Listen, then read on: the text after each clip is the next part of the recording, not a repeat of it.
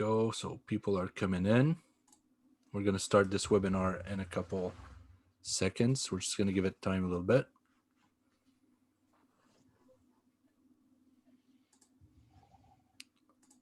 Okay, so we're now live for this second webinar of the day, third day of the Marketplace by Windor presented by Quanex. So thanks to Quanex. I also will thank our gold sponsors, Everlast, Veka, and ScreenCo, and UL, who's our technical session presenter. So, without further ado, I'm going to introduce you to Al, that by now you probably know him. But I'll still tell you good morning, Al, and can you tell us what's going to happen today? Good morning. Well, today's session is going to begin with an introduction of some content from code and from NAFS by me, and then Dave Goldsmith and David Vadocz will participate in a discussion about the subject matter of this presentation. Dave Goldsmith, looking at this from the point of view of a fenestration manufacturer that supplies windows to these kinds of buildings. And David Vadocz is an engineer who actually does engineering work for fenestration manufacturers such as Dave and others who participate in this marketplace to sort of discuss the issues from both the supplier and the engineer's point of view. So looking forward to an interesting session with the three of us. Yeah, and so Al, from a manufacturer's perspective, the reason I became interested in this topic was because we're seeing a really mixed practices when quoting into non-Part 9 buildings. In the lower mainland of BC and in places like the Okanagan Valley, the practices are perfect. They're following all the proper practices of having shop drawings that are signed and sealed by a supporting registered professional who's doing third-party professional design and field review of the glazing strength and safety aspects of the building. In other places, like if you quote into Prince George or Nelson and other places like that, you can see really mixed practices. In Alberta, it's been a really uphill battle to try and get people to understand what the proper practices are. I think one of the main reasons for that is because when a supporting registered professional is engaged for factory manufactured windows, that tends to be rolled into the window quotation and negotiated between the contractor and the window supplier, and the contractor's always saying, well, why are you trying to force this on us? The architect is not asking for this, nobody else is asking for this. Why are you trying to force this process on us? And so we Fenestration Canada started talking to architectural associations. We talked to Moira Gattensby of the Architectural Institute of BC and confirmed that these are the proper practices. And we talked to Randy Krebs of the Alberta Association of Architects, and he participated in our last presentation on this topic, which is at Fenestration Canada's Prairie Regional session, and he confirmed that these practices that we're discussing are the correct practices versus based on guidelines that are published by AIBC and AAA on what the proper professional practices are. However, there is some language in the code that could lead a naive reader of the code or architect reading the code to believe that in NAFS testing alone was sufficient to cover these aspects. And Al is going to present on why on what that language is and why that is not in fact the case. Thank you, Dave, for that excellent introduction to our topic today. You've hit all the nails on the head there. And so, of course, we're not discussing situations in all provinces across Canada, because between Dave and I, we're more West Coast oriented in terms of our practical experience. But these issues exist across the country. It's the same code across the country, and it's possible that there are jurisdictions that are more aware, shall we say, of this subject area, and there are areas where people may be less aware. So we're hoping that this discussion will be helpful. So David, did you have anything to share at this point, or? No, I'm just gonna basically exactly like what you're saying and what Dave said. You know, we've been running into this same problem or issue right across from less than BC, because it is more well known, and everyone is doing their best to understand that. But I'm starting to now see this kind of go all across all the provinces.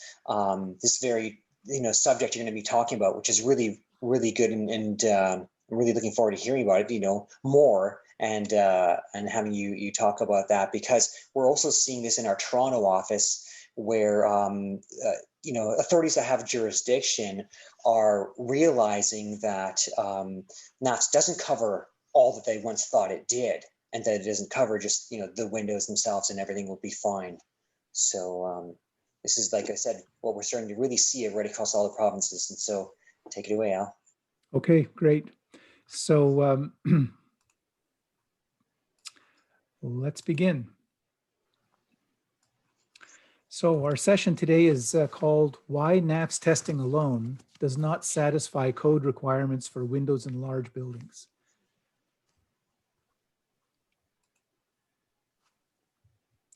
So I'll start with a few introductory comments. This presentation focuses on window, door, and skylight products that are in the scope of National Building Code 2015, subsection 592. And this subsection limits itself to products that are in the scope of the NAFS standard. And so under this section, window, door, and balcony door products are qualified on the basis of NAFS testing alone, or can be qualified under NAFS testing alone. Matters discussed in this presentation may not apply to buildings clad with window wall or curtain wall products that are in the scope of NBC 2015, subsection 593, where practices such as pre-construction laboratory testing and construction site mock-up testing, together with engineering, are used to qualify fenestration system performance. So we're specifically looking at the buildings that are Part 3 buildings, larger than 3 stories, larger than 600 square meters in area, where residential window and balcony door products are often used, and the expectations that architects, contractors, and others have for qualifying these products in those types of buildings. And the reason we're talking about this today is because the code assumes that if you read subsection 592, you would conclude that the code assumes that testing to NAFS and the Canadian supplement to NAFS is sufficient to qualify the Part 5 structural, air leakage, and water penetration requirements for windows and doors. But if we take a closer look at the NAFS standard, we see that this is not possible, because NAFS does not test the structural attachment of windows to walls. It is not, shall we put it, it does not intended to test the structural attachment of windows to walls in a way that would apply to any building or any window. It also does not test the air or water tightness of the window to wall interface. Now, you could conduct NAFS testing in order to test the air tightness and water tightness of that interface for a particular installation method, but this is not normally how NAFS testing is done. And so we can't assume that a NAFS test qualifies the air or water tightness of the window to wall interface for any particular building. Thirdly, NAFS does not qualify the glass strength. NAFS explicitly excludes glass strength from, it's not something that you qualify in the NAFS test. And the fourth practical reality is that it's not possible for manufacturers to pre-test their product lines to such an extent that your existing testing will qualify the range of sizes and configurations that architects and customers expect. Typically, on any given project, a large proportion, if not most of the window configurations will be outside of your existing NAFS test library, and therefore you will not likely have enough testing to fully qualify the products on any given project. So in this session, we will review the Part 5 structural air water requirements of the 2015 code in subsection 592, which applies to these products and these buildings. We'll review the limitations of lab testing with reference to the 2011 edition of the standard. And we'll identify the areas where professional design and field review are required for windows, doors, and skylights. And I guess this term non-exempt buildings is left over from our last presentation, Dave. This is a terminology from Alberta. Yes, that's right. What this should say is in Part 3 buildings. Yeah, as Randy Krebs pointed out, the definition in code of what is a non-Part 9 building and the definition in architectural documents of what is a non-exempt building can differ slightly. And so, Yes. So that's why he made it clear that he considers the definition of non-exempt buildings to be more important than the code definitions of Part 9 versus Part 3, 4, and 5. Yes. Thank you for that clarification. So, so then we're also going to discuss the current challenges faced by industry with respect to the need for professional design and field review and how you negotiate that in a construction setting where not all parties are on the same page on this matter. In some jurisdictions, architects are required to ensure that registered professionals are involved in the preparation of design of buildings and to ensure that the work of contractors who build the architect's design is reviewed for alignment with the design through in-shop and on-site field reviews. Certainly BC and Alberta have such requirements, and I would expect that they probably all across the country, architects have this requirement to ensure that what is being built is what they designed. The involvement of registered professionals to do design and review can address things that NAFS testing leaves out. Structural design of the products, or the review of the anchoring of the fenestration products to walls, the design or the review of the design for the window to wall interface, the structural design of the framing members to account for all the window configurations to resist their project wind and guard loads, and structural design and a review of glass to ensure that the glass is designed for all of the structural wind and guard loads. So that's the introduction to set the stage for what we're talking about today. The topics we're going to discuss now in the next few minutes are: why is NAFS in the code? Is NAFS testing sufficient to address the code's requirements in Part 5? Is professional design and field review necessary for windows and doors in Part 3 buildings? And discussion with Rob and David Vadocz. So why is NAFS in the code? Subsection 592 is titled Windows, Doors, and Skylights. And this is the way it reads. And the first thing you run across is general, then you get to applicable standards, and then you get to Article 5923, structural and environmental loads, air leakage, and water penetration. And to my mind, you know, this is the article that should have come first ahead of applicable standards. And we'll tell you why. Because this article tells us why the code expects us to use the standards we use. So this article is titled Structural and Environmental Loads, Air Leakage, and Water Penetration. So Part 5 of the code is all about environmental separation. It's the enclosure of the building and essentially protecting the building from the elements outside, protecting the structure and the composition of the building, that it doesn't deteriorate prematurely, and also to ensure that the building can function and do what it was designed to do. So it's in the context of Part 5 that we have this subsection, windows, doors, and skylights. This is the role that windows, doors, and skylights play in protecting the building and its occupants from these external forces. And specifically, when it comes to windows, doors, and skylights, Article 5923 deals with structural and environmental loads, air leakage, and water penetration. So here's what it tells us to do. Windows, doors, and skylights and their components shall be designed and constructed in accordance with Article 5141. And if you look at that part of the code, it tells us to design the windows for all applicable structural and environmental loads that it's going to be exposed to.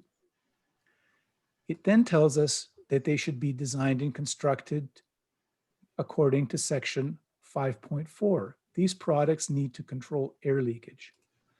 And subsection 5.6, they need to control water penetration. And of course, that's the actual title of this article, Structural and Environmental Loads, Air Leakage, and Water Penetration. So in part 5, these are the part 5 requirements for windows that are addressed in this article, structural, air, and water. Now, it's very interesting that following this, it says or. So before we go to the or, how do we actually comply with these parts of the code? These parts of the code, 5141, 5456, are written for architects, and they're written for the engineers that work with architects. And it's telling those design professionals to ensure that the building and its components deal with the structural, air, and water requirements. It's not written to manufacturers per se. Manufacturers are not reading those parts of the code. So this is the obligation of the architectural team. Now the code is telling us you have to fulfill those requirements as design professionals, or you can go to Article 5922, and Article 5922 deals with the applicable standards, which are NAFS and the Canadian supplement to NAFS. So I'm presenting the code to you in this way to show you the role that the code is, the role in which NAFS is used here in Part 5. In Part 5, the code is not particularly concerned whether your products have ease of operation, whether they have a performance class, whether they are rated to a performance grade, or whether they're tested to one standard or another. The code puts on the design team the responsibility to ensure that the structural, air, and water performance of these products is qualified.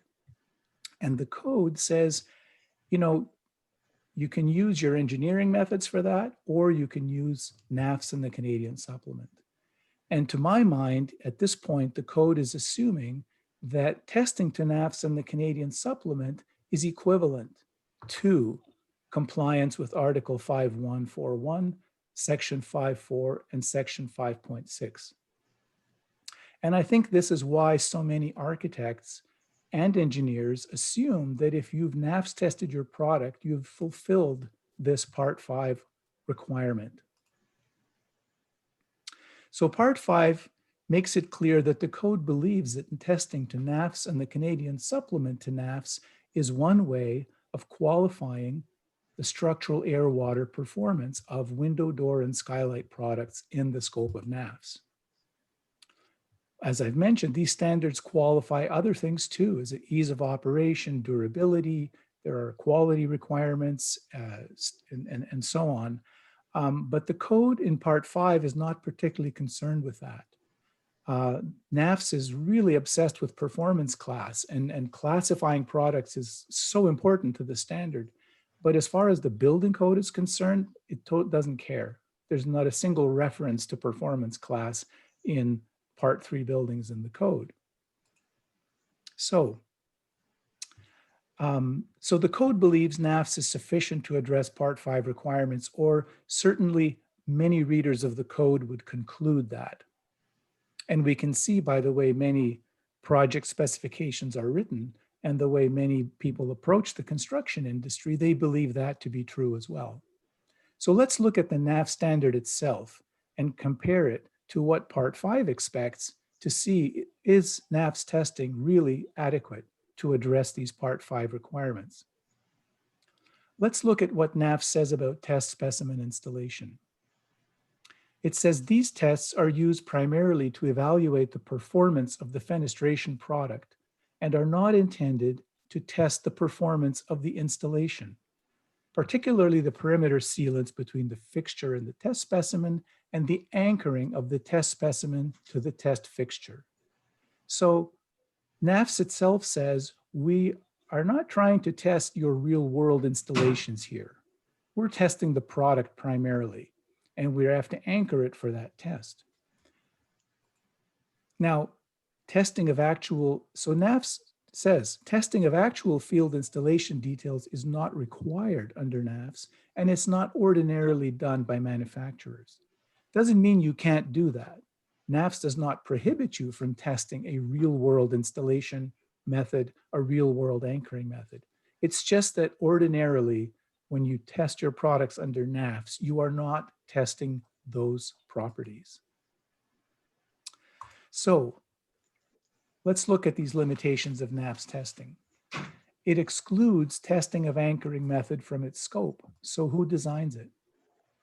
Now, NAFS realizes one of the reasons it doesn't test real-world anchoring methods is because there are many ways to anchor windows, depending on their size, their configuration, and what kind of a building or substrate you're actually attaching the windows to. Is it a wood wall, steel stud? Is it concrete or unit masonry? You would anchor your products differently depending on different substrates and also different design constraints. Is the building in an earthquake zone? Do you need to allow the windows to move within the rough opening or not? So there's a lot of conditions involved in real world installations that the NAFS testing can't anticipate. Secondly, NAFS allows test specimens to anchor in ways that result in the highest possible structural ratings. And so anchoring of test specimens is often very different from real world anchoring methods. I think any of you that have tested your products in the lab or who have been in test labs and seen how products are anchored, typically they are nothing like the anchoring of a real world installation. So there's a need in Part 5 of the code for the project window anchoring, the actual anchoring for a particular building with particular substrates, with particular design loads.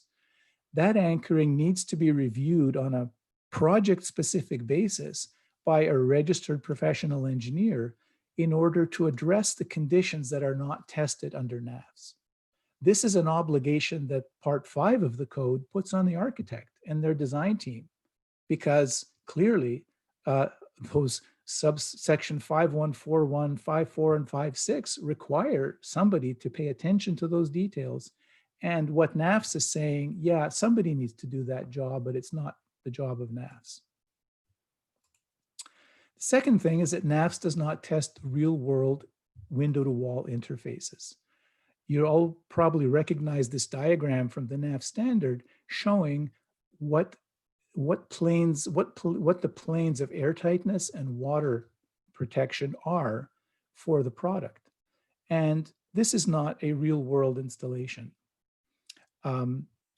And typically, the idea in NAFS is to test the window with a face seal between the window or door and the text fixture, and to leave the interior side of the specimen open, unsealed, no caulking, so that the lab can inspect whether or not water is leaking through the joints of the window system.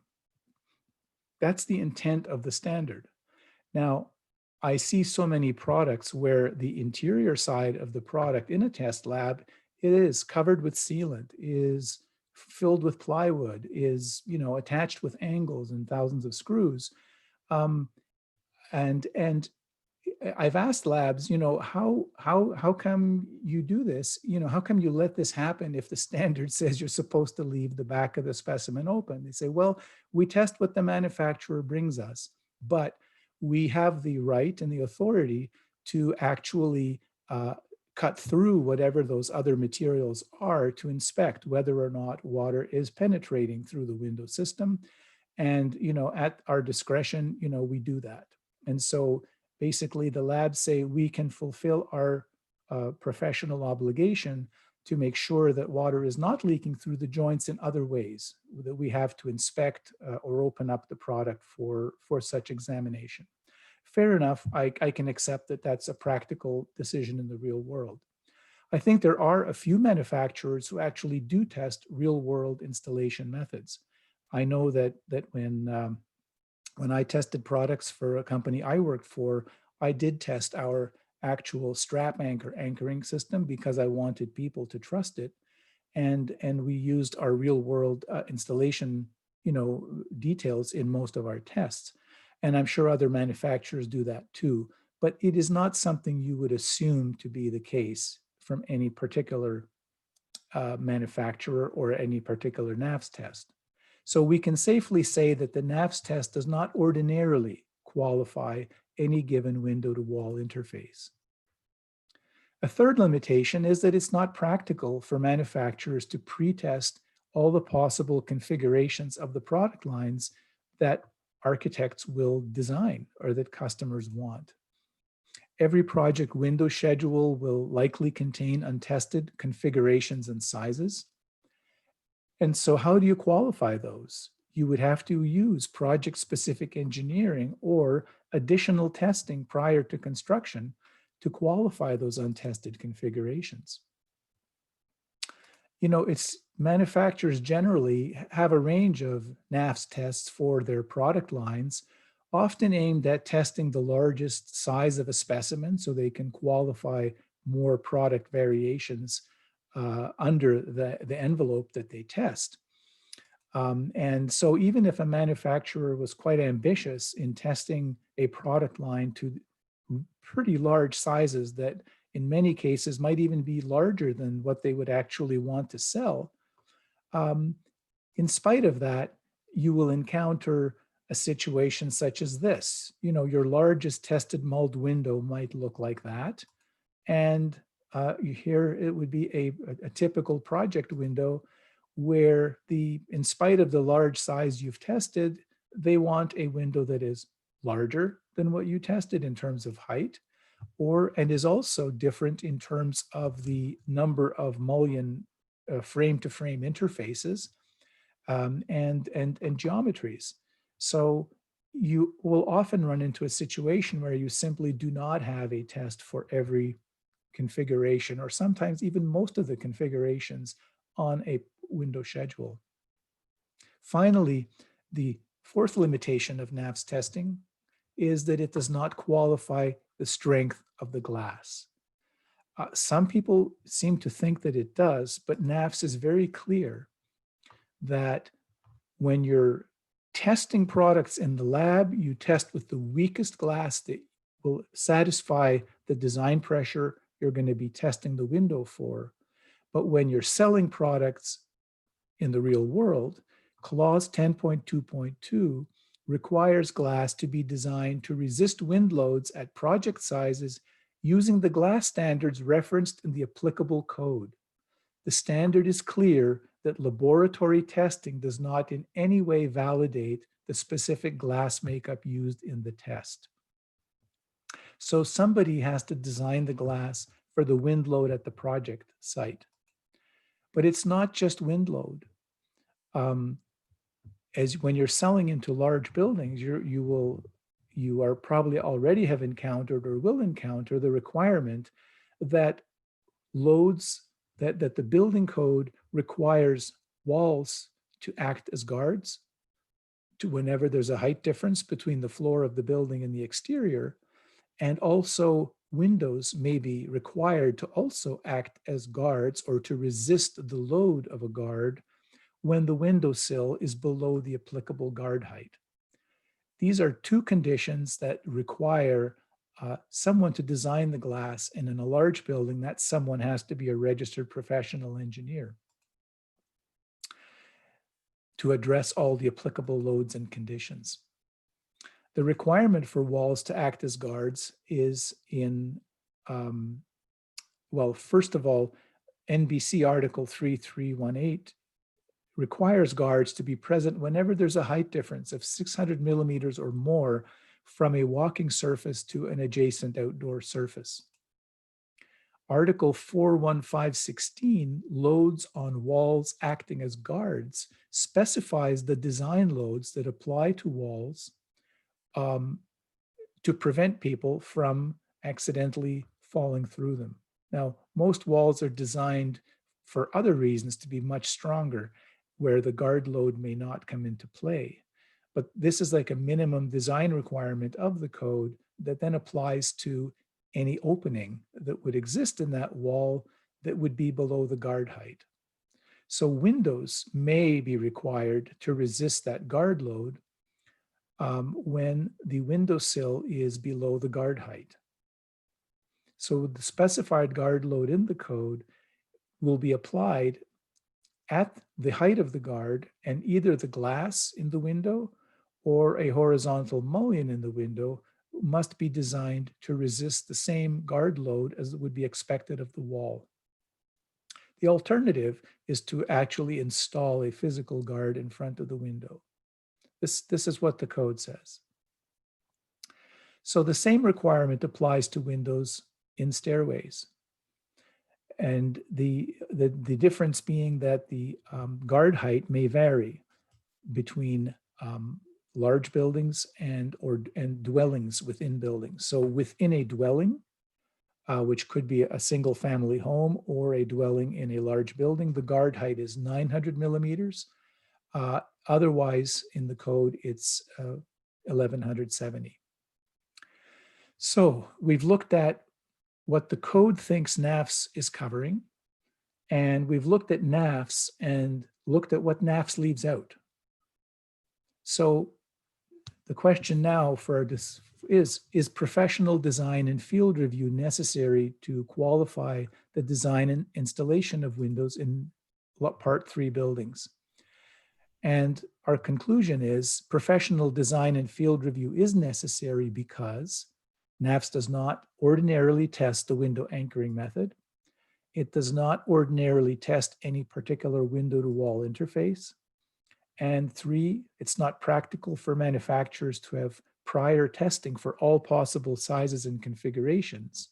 And it's not uncommon for large portions of any window schedule to not be qualified under existing NAFS testing. And finally, NAFS testing does not qualify glass strength in those products for wind and guard loads. So that's the context, what the code thinks, what many readers of the code think, many of them being architects or contractors or other people in the industry, what NAFS excludes. And now I'll turn it over to Dave and to David. Thanks, Al. That's a very thorough presentation, and really makes it clear to everyone what the true requirements are. So we're willing to take questions right now, and while we wait for questions, I'll just I'll make some comments. So formally and legally, these fall under the jurisdiction of the architect, who's responsible for all of the exterior cladding and structural components on the building. But as Al just discussed, there's some misleading code language that can lead an architect to the belief that NAFS testing does qualify everything. And, you know, we see quite a few specifications where they simply call for the NAFS ratings of the windows. And so, you know, at one point I kind of was of the opinion, well, you know, if this stuff has not been properly covered, then, you know, it's the architect who would be liable for that. But talking to our practice advisors at AIBC and AAA, you know, you are not stepping away from the liability as a window manufacturer if you actually knowingly sell product that is not meeting all of the code and all of the regulatory requirements. I would compare it to, you know, once you're cognizant of these issues, if you willingly sell into projects that are not following these procedures, it's kind of akin to selling someone the rope that they need to hang themselves, and, you know, not pointing out the dangers of the misuse use of the rope, and knowing full well that they're likely going to try and hang themselves, and then standing idly by and watch as they do in fact hang themselves. So if there happened to be a problem down the road with that building, yeah, your feet are going to be held to the fire as well. And I can tell you that PlyGem, going back many years now, has a firm policy of, if you're not going to follow the proper procedures, we're not going to supply products to this project, because it's our job as professionals at all levels to do right by the building owner. And you need to indemnify the building owner against liability. And the only way to do that is to have the proper supporting registered professionals involved for all of the aspects of the building that need to be analyzed. And this is one of the aspects. And if you haven't done that, you haven't properly indemnified the building owner, which is not doing a very great favor to the building owner and also everybody else who's involved in the project, right down to your customer, who is the contractor who is supplying, who's installing the windows that you're supplying. So it's a real minefield, and you got to stay away from it. And so there could be legal liabilities for everybody involved in the process if these procedures that we just discussed are not followed. And I've said this at many presentations, but I haven't been able to describe it in detail. And maybe David Vadocz, yeah, you could fill us in on the liability insurance that professionals working in this field carry, and how does that indemnify everybody else who's involved in the project? Sure, thanks, Dave. And this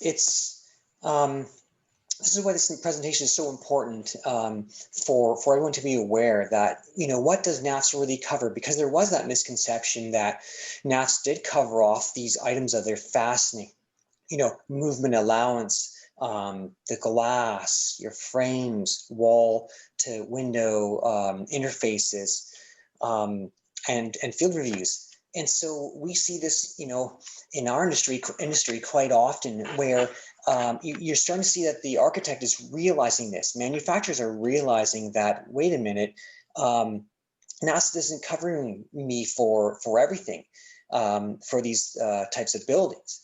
And therefore, they have to involve an engineer who really does take that liability, and it comes on as a team. And this is what we need to think of it as. It is a real team effort here of all of us trying to ensure that we are code compliant, and that you're installing and selling a product that is code compliant, installed, and going to meet the design specifications as laid out by the architect. If this isn't done, it really is either an unknowing risk you've just taken on, or the architect or someone signed off on this and accepted it without an engineer, or without that due diligence, I would say, where you have covered off these items that Al has laid out that aren't covered in your NAFS. And so, I'm seeing this all across the provinces, less so much in BC now, where your AHJs and architects are realizing this, and they're starting to involve us as engineers to cover those aspects of the fastening, because your substrates are always, and not always, but often quite different, from plywood to spruce pine fir, Douglas fir, those substrates you're attaching to, and they have very, very different values of strengths and fastening strengths, given their different materials, right to your interfaces with the wall and the glazing, where there needs to be allowance for movement. It's not, and these are things that aren't tested in NAFS. You've got your wind, okay, but you've also got building movements, and each building's different, and each building engineer of record who designs it allows it to move certain amounts. You've got lateral, these lateral movements due to seismic as well as by wind. Every building has a different wind load as well. So all these items aren't really taken into account in NAFS. And so that's, I think, like Al said, was a misconception for quite some time, and has created this presentation, I guess, where we're trying to bring that awareness across to everyone, that the importance of involving a professional engineer who then, like us, we come in and we do that. we design the fastening for you. Then we look at the interfaces to ensure that they're allowing for building movements, that it can help prevent the air and the water penetrations. Right from analyzing the mullions, the different configurations. We know that in many buildings, the configuration isn't always just like it is in the NAFS. And I know a lot of times I've seen where,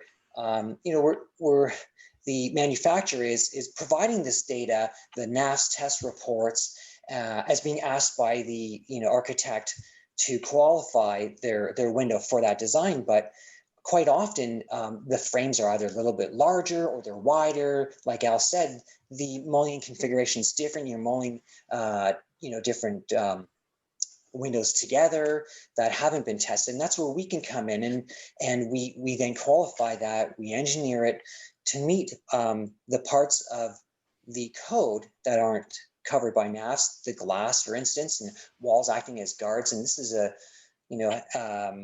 very touchy subject where you're seeing that become more prevalent, where people are becoming more aware that a wall or a glazing units now are coming below that guard height. This is something that probably in the past we haven't really seen much before, but now windows are getting taller. More visual area is the desire. When you're doing that, now you do have this wall or this glass that's acting as a guard. That's what all walls are meant to do.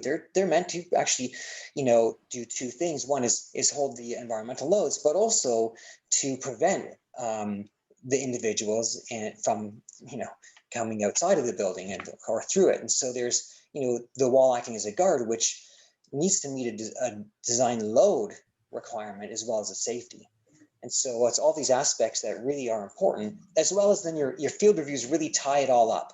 And so that's where the professional engineer will come and we'll do a field review. And so what we're doing is we're ensuring that the design is installed and as per or the shop drawings are basically in general conformance to the shop drawings. And that's what we're doing is ensuring that, hey, the architect, the glazing contractor, the installer, and the engineer have done their due diligence and have found that, yes, the installation is in general conformance to the code. And so that's a very important part, because at times that will be left out. Well, when that's left out, that means the field review part of it's left out. Then somebody's taking that liability on and accepting that. And it's either going to be the architect or it's going to be the architect and the glazing manufacturer, should there ever be a problem down the line. So David, just to be clear, do engineers practice in both structural and, you might say, building science simultaneously? In other words, would one engineer cover the window to wall interface for air and water and also the structural performance, or are the engineering specialties separate in these conditions? There are companies, example like RDH, in which we can do the both. And so my specialty is the structural part of it. So my specialty is to analyze and to engineer the fastenings, the structural part, glass size, thickness. And then there are other specialty engineers within our company that would then be specifically looking at the wall to window interfaces and addressing the air and your water, your air penetration and your water. Yeah, so Yes, my go ahead, perspective Dave. on this is the difference between building envelope engineering and the kind of engineering that David specializes in is when a building envelope engineer is hired for a project. You see these architectural plans, right? And on the front page of the plans, the name of the architect, the name of the building envelope engineer, the name of the structural engineer, the guy who's doing the foundation, the guy who's doing the electrical, and so on and so on. And they are part of the general services package, and they're all reporting to the architect. But in the case of the structural engineering we're talking about, it's somewhat concealed from the architect, and so they're not as, it's not right up front that it is and apparent to them that it does fall under their scope of authority, which is why I think these educational sessions are so very important, that before, you know, architectural associations start, say, disciplining their members, you know, they need to first educate the members as to what the proper practices are. And so Fenestration Canada, in discussion with AIBC and AAA, you know, they're very open to having course content developed by Fenestration Canada, because every professional has an obligation to have continuing professional development. You have to have a certain number of hours every year of continuing professional development in order to stay current as an architect or engineer. So they have course content from approved providers.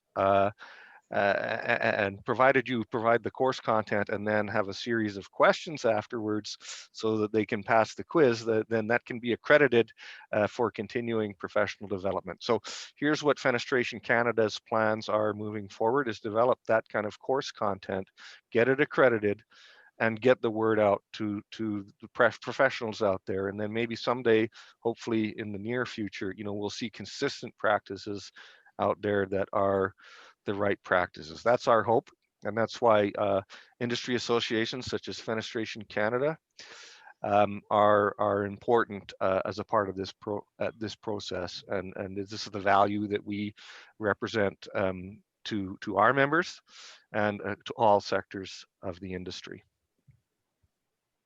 That's right, Dave, and that's one really, I'm glad you mentioned that. The you know, you see a lot of times where the architects and your enclosure engineer really do work together hand in hand quite often. You see that. Whereas us, for example, my service area in the structural part, I work very closely with the glazing manufacturers and glazing contractors. And so that's the part that we really get involved with to ensure that what they're doing and the product that they're selling and installing does meet that code requirement. And so that's where our clientele and our services are mostly provided. I'm going around and I'm meeting with architects to get them more educated, you know, at times as well, and informed on things such as, you know, walls acting as guards, but also just the thought of, you know, involving a manufacturer, the glazing manufacturers earlier on, if they are not, you know, aware of these things and they need that expertise. So now we're open for questions, and I think, Al, your presentation must have been very clear, because we're not seeing any questions at all. I think we've made these requirements crystal clear to our audience. Steph, have you got anything that you would like to add at this point? Oh, right now I don't see any questions either. Yeah, I would say the same as you just said. It happens a lot. We don't necessarily have always tons of questions, but I think that the fact that it's all presented like it was really help. But we can give it a couple of seconds, because most of the time when I try to wrap this up, I get like 3 questions. So we're gonna give it a minute. So Dave Goldsmith, you know, I understand you've run into challenges at times, though, where you are in a province, working in a province where the architect has not made any provision for the submission of shop drawings or engineering, where, you know, you as a manufacturer are aware of the fact that somebody is supposed to cover this off and they're going to expect me to do it, but you're the only fenestration supplier bringing this to the attention of the contractor. So this creates some, you might say, you know, business challenges, in the sense that how do you handle a situation where other window suppliers aren't asking these questions, are not discussing the need for shop drawings or engineering, and you know, the person you're negotiating with is expecting you to supply that at no charge. Could you talk more about how this plays out in the real world for people in a province where let's say in BC, we could say it's standard practice. Every single project spec requires the fenestration supplier to engage a registered professional. at least every spec I've ever seen. My understanding was that's an AIBC requirement, but that's not the case in other provinces. So is there something that you could share about those kind of experiences? Well, for a long time, I kind of felt like the bad guy. Here I'm enforcing practices. That means that we're going to lose jobs to competitors who aren't cognizant, or perhaps don't care, but probably in the most cases aren't cognizant, and they're not as involved, at the Fenestration Canada level as we are. However, our sales management came to believe very strongly that bringing this to the attention of our customers and basically saying that we won't sell into projects where the proper practices are not being followed. They don't believe that causes us to lose business. They believe that that positions you as a respected supplier. And so I would encourage other fenestration manufacturers, that when you don't bring these things to the attention of your customers and somebody else is, that kind of makes you look bad. It makes you look like you don't know what you're doing. So it's not all negative from that perspective, but still we're seeing some stuff that we don't like. Because the field review is the most important, is one of the more important aspects of this process. And so, because in a case of field review, you have to pay for somebody. If there is not a professional who lives in that jurisdiction, you have to pay for that person to fly onto site, and there might be more than one visit. We sometimes get people who are asking for the shop drawings to be signed and sealed, but with no field review. And one of the engineering companies that we use, they're actually willing to do that, but they will not sign off on building code letters of assurance. And so that if they seems to don't be do the review. Exactly, but it's Yeah. absolutely clear, again, in engineering associations, that the person who's responsible for the professional design and review of the product is also responsible for the field review. So now if they're not doing the field review, then it falls upon the architect, and whether they realize it or not, absent a supporting registered professionals, they're responsible for the field review, but they don't know that they're responsible for the field review, and they may not have. Some architects do and some architects don't have the professional knowledge and training to conduct a proper field review. So it winds up being a very messy, gray area with, lots of potential liabilities for everybody involved. But, we definitely believe that we've got to educate the industry first. We can't just totally push it from the bottom. We have to get the pull from the other people, which is why these educational efforts are so important. So it was interesting that the two associations we've spoken with both say that it's the architect's responsibility to review the construction, that it conforms with their design. And when the design to some extent is, you might say, outsourced to a supporting registered professional, let's say like the engineer that a fenestration manufacturer would hire, an engineer like David Vadocz, then David Vadocz then would perform the field review and submit documentation to the architect so that the architect knows, okay, somebody has designed it, like I've delegated the design effectively through the window manufacturer to another supporting registered professional. And when I get that supporting registered professional's letter assuring me that they have reviewed the installed work, that is one way that the architect can fulfill their responsibility to ensure that their design has been properly reviewed. Could you discuss that, David Vadocz? Sure. Yes, it's sorry, Dave. And that's very correct. It's one thing we need to look at is that our architects really they cover a lot. Boy, they cover the building. So there's a lot of items on their plate, and what I find is they don't know everything, and what they're trying to do is engage a professional, and that would be us as engineers, to then look at that and help them and provide that documentation and provide that assurance that we have done our due diligence to meet the code requirement for the glazing products. And so that's a big part of why the schedules and as well as the field reviews. But I have also seen it, like Dave Goldsmith has said, where, you know, there are architects that may not be aware of it, but they are signing off and taking that liability on themselves and unknowingly doing so. And some all do knowingly take it on and are very comfortable doing that, you know, that part. But I agree with Dave that, you know, it really is important that, you know, the process be covered. There's a comment there, I think that somebody had said here by Don Kennedy, and he says here, I appreciate the information being put forward, but I must state that as someone representing a window manufacturer, it is a little overwhelming to understand all the technical aspects. And I agree with you, it is. There is a lot to understand. There is a lot to navigate. You know, you've got your specifications which get put out by the architect, which hopefully aren't just a carbon copy of the previous one they've done before, which happens quite often. And, you know, that spec really is important because that's your playbook. And so, you know, trying to understand that can be quite overwhelming for one thing, but also, you know, did the architect get the information in there correct?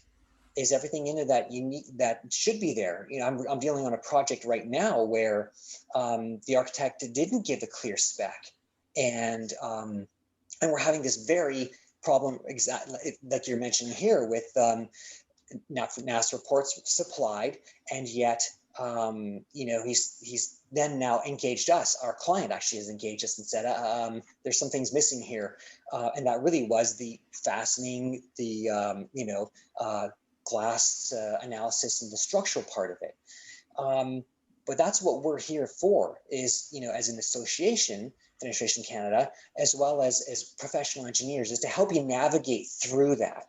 You know, we help them navigate through the building code, basically to meet that compliance where NAFS does not cover you. And so, which seems to be in very significant areas. And so it really is engaging that professional engineer to help you understand that, so it isn't feeling like it's so overwhelming, and ensuring that you're following that code process. Sorry, Dave, go ahead. No, that's perfect. And from a manufacturer's perspective, once you start playing in this ballpark, you want to quote the correct products up front. So if you're working with a company like RDH, you say, well, you know, can I get your mullion calculation spreadsheet? I want to make sure I'm providing a mullion that's going to be strong enough. Can I get your glass calculation methods? Will you share them with me, so that we quote 3 mil on 3 mil glass, and then after you we win the contract, and then after you look at the shop drawings, you pencil in red, please increase to 5 on 5 for wind loads and temper the inside pane to meet guard loads. So I would encourage manufacturers to train themselves in what these supporting registered professionals are analyzing and how they're analyzing it. And you know, have personnel such as engineers. Never a bad idea to have an engineer on staff as a manufacturer. Many larger ones do, and some don't, but it can be helpful for sure to make sure, because if you quoted 3 on 3 and you won the contract based on that, you know, and then the supporting registered professional says you need to put more steel in this mullion, you need to increase the glass thickness, you went from making a tidy profit to suffering a loss. So that's where manufacturers need to educate themselves in what's going on here. We started playing in this playpen, I don't know, about 15, 20 years ago, I think, and it was a steep learning curve at first, but we're really comfortable with it now, and that we're, you know, we're quoting things correctly. And Dave, just to add to that, you know, there's one thing we started to do at our company, especially for glazing manufacturers, is really to provide more education and, you know, tools, you know, guidance that will help them in there, especially in the estimating part of it. Oh, rather than always having to go, okay, well, I have to call you every time I'm quoting a job, or I have to contact you all this, and this is going to add up. We're really meeting with our clients and looking at what are their engineering needs. And what kind of boundary conditions, what kind of tools can we, you know, teach them to help them, you know, remain within certain boundary conditions, to help them estimate, quote projects, and then when to reach out to us. So it's not, feeling like it's overwhelming or it's every moment, okay, for every, step they make, they have to involve that engineer. So we do have a question here. Terry's asking, the guard detail in windows for residential projects is often very vague and confusing. It would be really beneficial if the design of the plans would include details pointing out guard requirements for products. Why is the determination left to the window supplier? Not sure if it's a question more than a comment. Yeah, that is a little bit of a pain, and I'm the one who does our internal reviews for this stuff, and I always have to look at the plans and see how high the sill is off the floor and where that locates the mullions above the floor. And it seems like they tend to be designed so that the horizontal mullion is at or above the guard height. So somebody somewhere in the process knows what they're doing, or that the practices were established in the past and are still being followed. Yeah, but it can be quite time consuming, and really this should come from somebody else, as Terry is saying, and hopefully with the education, we had a session yesterday on windows needing to meet guard loads. We're having this session today, so as we educate the various professionals who are involved in this stuff, hopefully we'll see some better practices out there and less of an onus being put on the window fabricator. Thanks, Terry. I think in a sense, though, it's not rocket science here. The code requirements are pretty clear, and we did summarize them in yesterday's presentation. And I think with the information provided in yesterday's session, a manufacturer could come up with a pre-quote checklist of things to check, and you can go through the drawings and identify the various areas. If it's in a dwelling, guard height is 900. If it's not in a dwelling, the guard height is 1070. And you can basically go through the window schedule and just draw a line through at that guard height and see how it intersects with the, with the products. It's easy to do on a PDF, kind of situation. Very often now your drawings are PDFs, but I mean, that would be the approach to take. And that way you can identify where this condition will be triggered. And to resolve it, the glass needs to be designed by an engineer. But I think anyone who starts working with an engineer can get some guidance from the engineer in that area.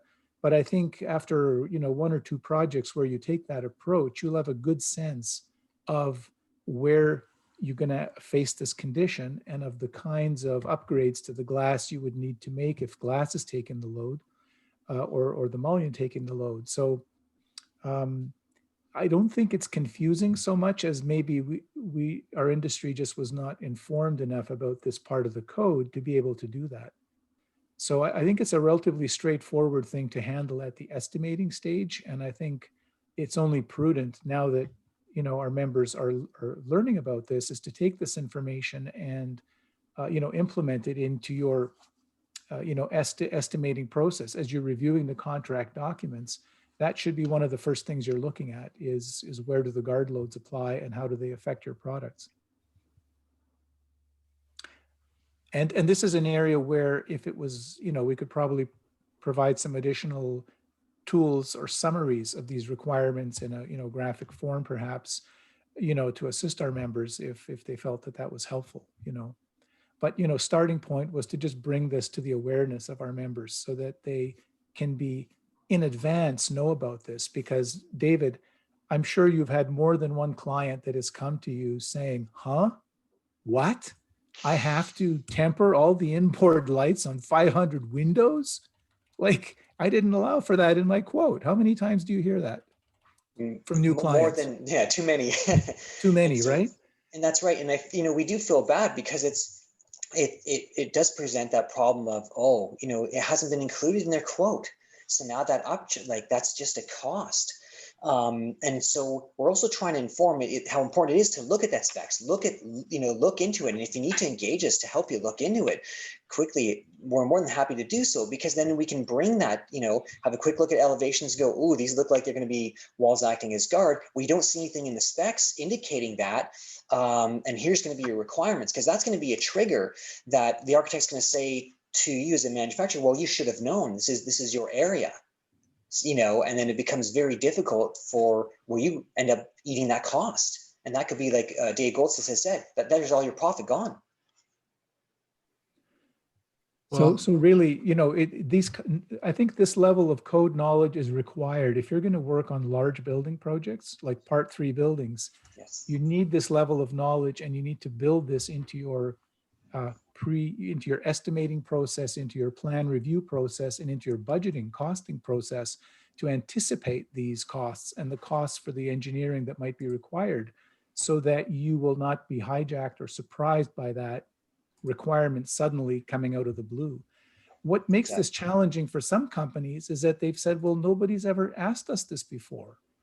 And it's true, you know, you might have supplied, you know, windows to a dozen projects where this has never come up, and project 13 comes up, and all of a sudden what you never knew before is what is expected of you, and it hurts. So I think being aware of this, you might be working in an area where this is not even on the radar of the architects. And so you haven't encountered it, but you never know when the next architect or the next job will come up, and they will expect you to know this, and they will expect you to have allowed for it. And if you're in a market where this kind of a thing is not widely understood, you know, you might want to just say, okay, I've quoted it the way everyone's quoting it, but if a guard load is required, this is what the extra will be.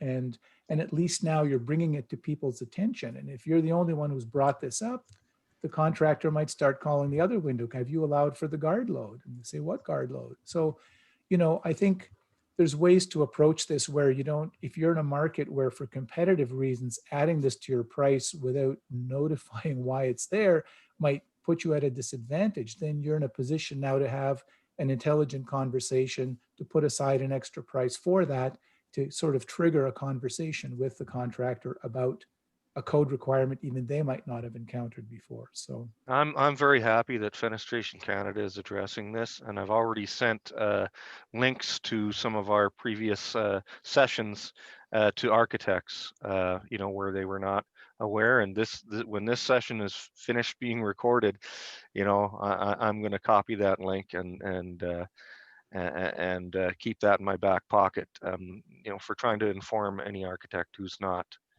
cognizant of this. So I think it's really important, Fenestration Canada's involvement in this. Hats off to Fenestration Canada. Yeah, we do have 2 more questions now.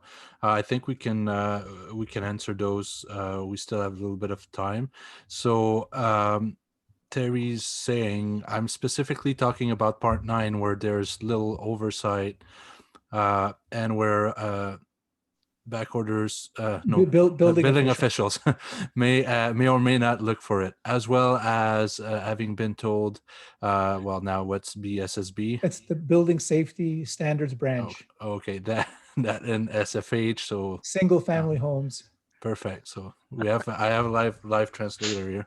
Yeah, it's really Terry says sorry. Well, I like this better than yeah. So it's really enforced, adding to the frustration. So another comment here.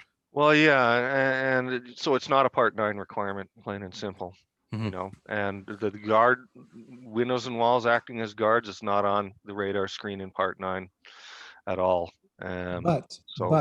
But if you have to engage an engineer for some reason, where you will encounter it in Part 9 is in stairways. So many building officials are aware of, you know, Article 9881 talking about stairs, ramps, and guardrails. And there are jurisdictions where they are going to look for an engineer to address the glass for windows in a stairwell. But they're not going to think about that on the second floor master bedroom, right? But what happens is if you have to hire an engineer for some reason, you know, and the engineer for your window system, let's say it's for the stairwell. If you're hiring an engineer to evaluate the stairwell and the engineer says, well, let's look at the rest of the windows on this project, the engineer might say, well, you know that there are 4 windows here on this building where the sills are below the guard height. And, you know, if I'm going to write a letter for you for the stairs as an engineer, I can't ignore the other windows that I know are also supposed to resist guard load. And so this is where you might be, even though the Part 9 building official is not considering that as something he has to manage, the engineer who's practicing may have to address it. They can't ignore it. Maybe you could speak to that, David Vadocz. Sure, and so I've actually had this happen several times recently, in the last month actually, where it was an architect who was not aware of this, and it was in the Part 9. It was in the Part 9 home, in which they actually, Al, kind of just exactly like you laid it out. Can you please look at and sign off on the glazing in the stairwell? And I looked at it and I'm like, yep, okay, we need to design it as a wall acting as a guard as well as, you know, for safety. And then I looked over and, you know, on the upper landing there, before you even get to it, was another glazed window that was also well below the guard height. And therefore, I'm like, hey, you need to address these other glazing units. And so there is, and I had to basically put together, he said, no, that doesn't apply. It only applies to this situation. I said, actually, no, it actually, you know, and I had to map out, and I did map out how, along with actually documentation from you, Al, and helping me do so, but having that, you know, laid out, and I presented it to the architect saying, here's the code clause. I'm not making this up. You know, here's the code clauses that lead you to show, like, a wall is intended to you know, control environmental, you know, wind and seismic, but it's also meant to keep you know, people safe and within the building. Therefore, this needs to have a load, you know, load on it. It's a wall acting as a guard. And so I had laid all that out, and then, you know, it got to a point where the architect just said, okay, well, you know, due to code, just do whatever you have to do. You're the professional, and literally stepped back from it, and we signed off on it and went forward in that. But my client was not was not privy to that, was not aware, and you know, my whole point was trying to educate the architect to show them that, hey, this should have been in your spec, and it's now been a cost, you know, to my client. And then he actually agreed and had said, that's fine. You know, he covered it actually, which was quite nice. And so, you know, we do have letters that we've had to put together to inform architects and, you know, authorities having jurisdiction as well of this very thing. So I think this is something that, again, from our presentation yesterday, even in Part 9, you need to be aware of this, because even though building officials are not looking for it and it's not considered a code requirement per se, when an professional like David Vadocz or any registered engineer gets involved, they cannot overlook a safety issue and ignore it. They cannot limit their scope of practice to what you're asking them for if they are aware that, as a professional, of other things on that, you know, related to that the other windows have the same problem. They have a professional duty to the public and to their profession to have to deal with it, and they can't. I believe they can't exclude themselves from that. But I don't want to speak for you, Dave, as an engineer. Did I state that correctly or not? That's correct. So okay. we do have Terry on the line with us, just so you guys know. I think he wanted to precise his question. Morning, gents. Yeah, I thought it'd be easier to try to type out my rant. You know, there's a lot of confusion, and I listened to you guys going back and forth about Part 3 or Part 9. You know, those really need to be separated really clearly for everybody. You know, because there are different rules, and there's a lot of, you know, there's a lot of confusion about, well, you know, which one applies where. And my understanding is, in Part 9 homes, there are code references that talk about guard height in dwelling units. So, you know, Dave mentions, well, it's not there, but my understanding is it is there, but there's a great deal of confusion about where it applies. We constantly run into it where you have a window, you know, on the second floor, and it's a picture window, and it might be 14 inches to the sill. You know, yeah, that in my understanding would be required to be guard. But then I get told by building standards, well, residential homes, because it's assumed that the people living there know that there's a window there, it's not enforced. The confusion about what the heights are for residential single-family homes, where it applies, stairwells, of course. I think we all know that applies. If there's an operator in the stairwell, well, now it's 450 millimeters to the sill height. Like, the confusion to me, and maybe I'm making something bigger out of it than it is, but we run into it all the time, debating with either building officials or salespeople or our clients saying, well, I don't want to pay for all this tempered glass on these picture windows. Why do I have to do that? Well, that's what the code says. Well, no, it doesn't.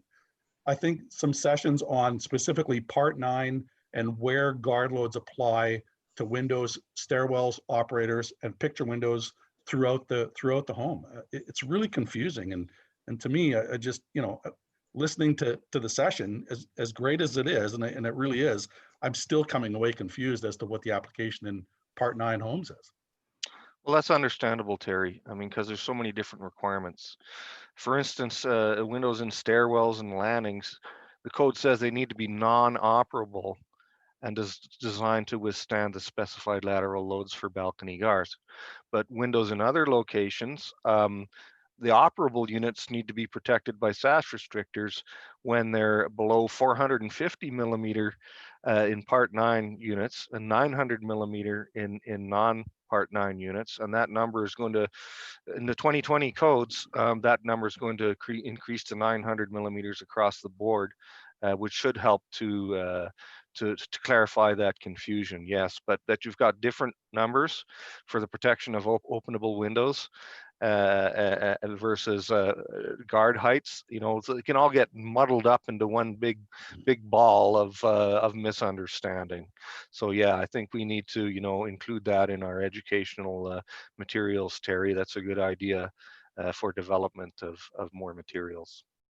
And maybe get building standards branch or other code authorities into that discussion as well in a session. Absolutely. Yeah, right? Absolutely.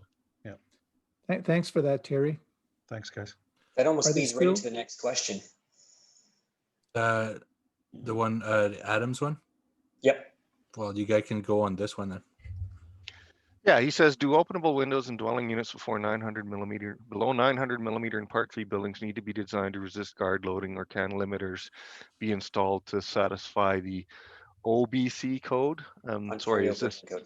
Oh, yeah. Ontario so I'm code. not as familiar with the Ontario code, but if it's like the national code, yes, that is true. That is the height within dwelling units in non-Part 9 buildings, and in Part 9 buildings, currently it's 450 millimeters, but is going to in future codes be increased to 900 for consistency and for child fall safety. Why should it be so totally different in Part 9? I mean, the majority of children who fall and injure themselves that you read about in the newspapers, those are Part 9 buildings, and the city of Calgary was behind that code change request, and they felt very strongly about it and that it not be watered down.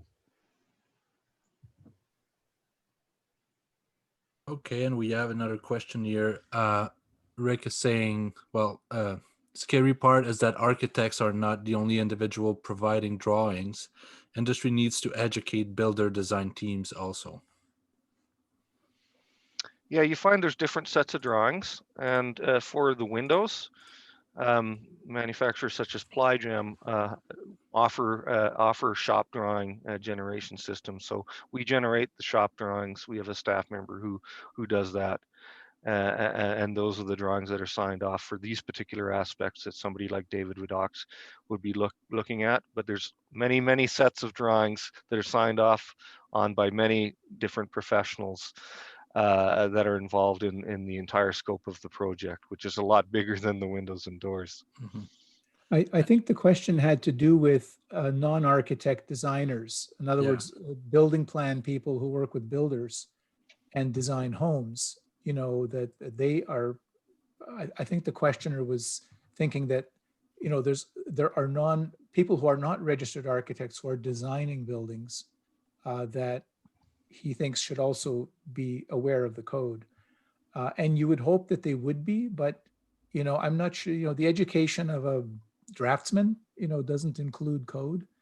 And, at some level though, as a window industry supplying products, we also need to become more informed about the code, because at the end of the day, regardless if everybody else forgot to think about something and there was a lawsuit or a death in a court case, you may very well be expected to have known what the code said.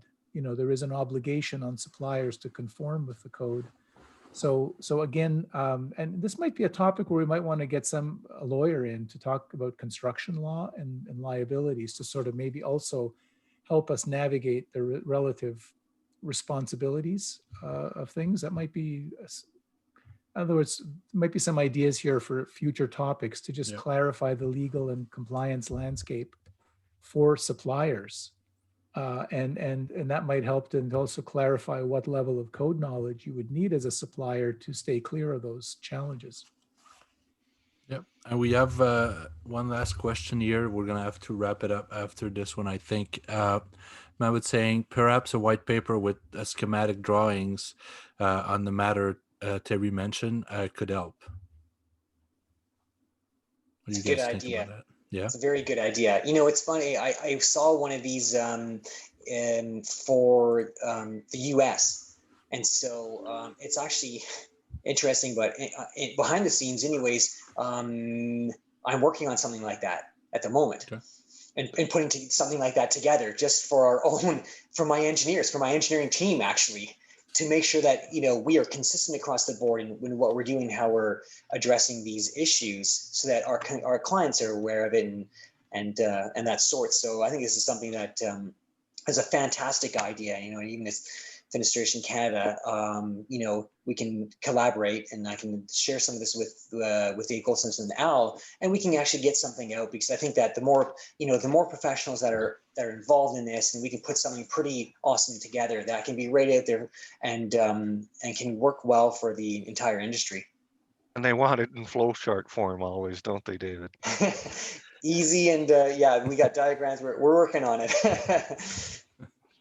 Well, I mean, as I said, we have to wrap this up now, but I just want to thank everyone on this panel today. I think it was a really good discussion. It went almost 25 minutes over, but I think, you know, that's what we can allow now, being online.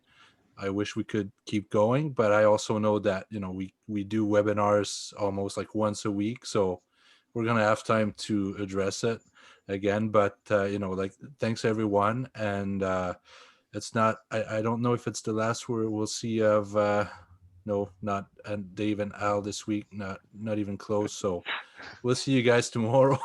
We'll see you guys for the rest of the week.